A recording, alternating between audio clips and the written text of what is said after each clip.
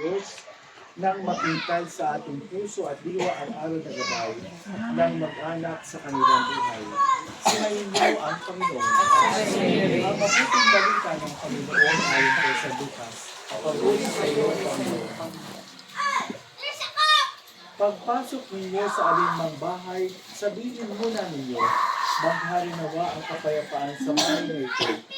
Kung may bigyan sa kapayapaan ang nakatira roon, sasakan nila ang kapayapaan, ngunit kung hindi sila magkakalit ito.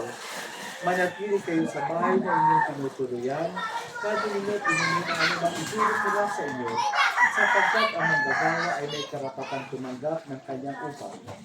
Huwag kayo magpalipat-lipat ng bahay kapag tinanggap kayo sa alinmang bayan, kada ninyo ang anumang ihain sa inyong pagalingin ninyo ang mga may sakit doon at sabihin sa bayan, nalalapit na ang paghahari ng Diyos sa inyo. Mga kapatid, ang mabuting balita ng ating Panginoon. Mga kapatid, halina't Masalamat kami sa pagpapalaganap ng iyong paghahari. Nagluluhod namin. sapagkat sa kami, aming Ama, sa iyo, pamabasbas sa iyo, upang sa paglagipid kanilang madama ang iyong pagpupok, at upang sa paglabasipid kanilang makalit ang iyong pagkabulo, at upang sa pagbalitibig kanilang mga kaunakat ang iyong sa kamatay at pagkabulo ng Kristo sa sakramento ng bigay.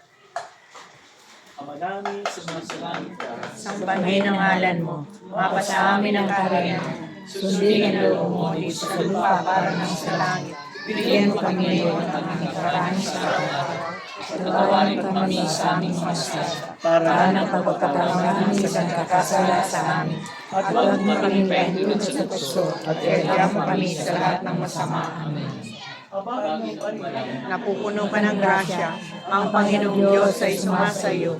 Bukod ka ang pinagpala sa babae. Santa Maria.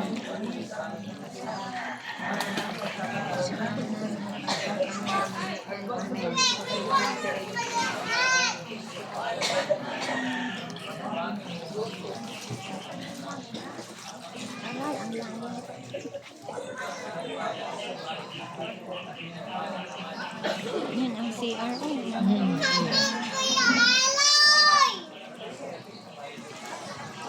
Ano kang si ini ni ma'am ano ang ka ini. Ay ga pala ni Dio. Ay, wag. Bye, di pa kayo wait mapaligo. Di pa kami. No, papasa.